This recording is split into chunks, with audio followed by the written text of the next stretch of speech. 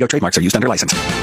WPHM. The Blue Water area comes to talk with Paul Miller on News, Talk, and Sports. 1380 WPHM.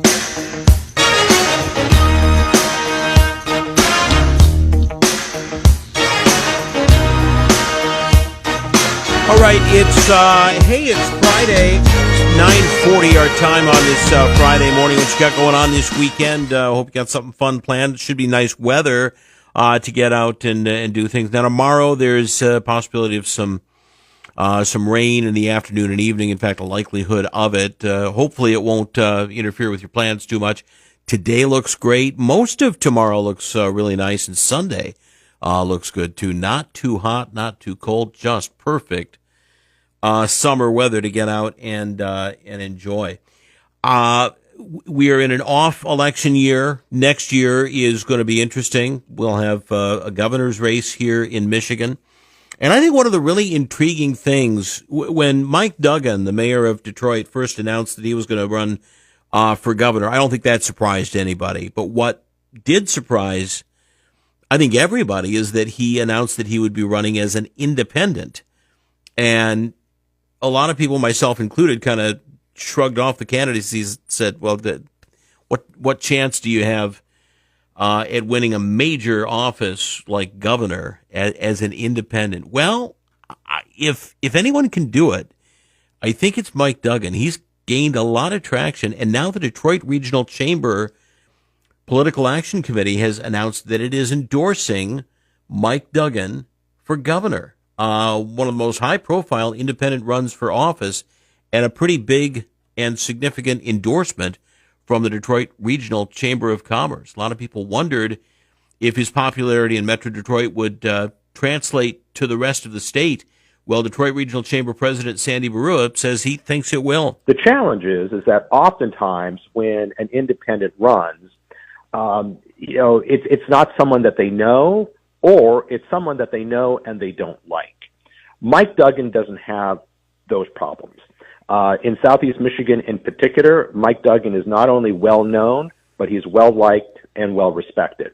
Once he gets known on the west side of the state, I think he's going to be a really formidable candidate. That is Sandy Barua, the president of the Detroit Regional Chamber of Commerce. The chamber says Duggan has a proven track record of business experience and spearhead of the revitalization of Detroit. I think he can do that for the state of Michigan, so we will see. Selfridge Air National Guard Base getting a boost in the military budget. Part of which is thanks to U.S. Senator Gary Peters from Michigan, who pushed for runway improvements and other funding to prepare for the F-15EX fighters, but notes it also supports other missions. U.S. Coast Guard has a station there. We've got units from the Navy, from the Marine Corps, from other units, including Department of Homeland Security. So it continues to make sure Selfridge will be the central facility for national security and homeland security located in Michigan. That budget passing the Armed Services Committee yesterday morning. Senator Peters sitting on the Appropriations Committee. He says there's strong support from both parties because they agree Selfridge is an important facility in Macomb County. Ryan Recker for the Michigan News Network. It is important, certainly, I think, for all of Southeast Michigan, including St. Clair County particularly.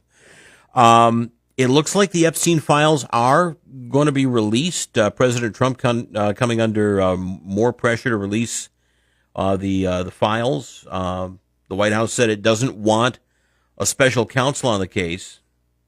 Trying to quell the unrelenting backlash over his administration's handling of the investigation into convicted sex offender Jeffrey Epstein, the president now ordering the Attorney General to seek the release of additional material. Posting, "I have asked Attorney General Pam Bondi to produce any and all pertinent grand jury testimony, subject to court approval."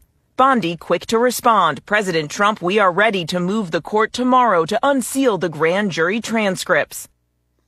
Mary Bruce from ABC News. So we'll see what comes next. Do you see this? It always amazes me when movie props get auctioned off for millions of dollars. Here's one that I didn't even know still existed. The sled known as Rosebud from the 1941 film Citizen Kane was recently auctioned off for $14.75 million, the second most expensive piece of movie memorabilia ever sold. The sled, one of only 3 known to still exist, was in the possession of Hollywood director Joe Dante. He had discovered it at the old RKO Picture Studio lot when he was making the movie Gremlins back in 1984. He put the sled up for sale through Heritage Auctions, and it fetched nearly $15 million. Second highest amount ever paid for a piece of movie memorabilia, following up the $32.5 million auction of the ruby slippers from The Wizard of Oz last year. So there you go. Rosebud from Citizen Kane, $14.75 million. This was unfortunate. This was all over social media yesterday. I don't know if you saw this, but the band Coldplay was performing at Gillette Stadium in Foxborough, Massachusetts, Wednesday night. Astronomer CEO Andy Byron was caught on the kiss cam. He was embracing the company's chief people officer, or HR director, Kristen Cabot. Guess what? They're not married. They are married to other people. And so their affair went viral and was exposed thanks to the kiss cam at Gillette Stadium. Talk about embarrassing. My goodness. 9:47 our time. Beautiful day out there. Let's check weather real quick, see what we can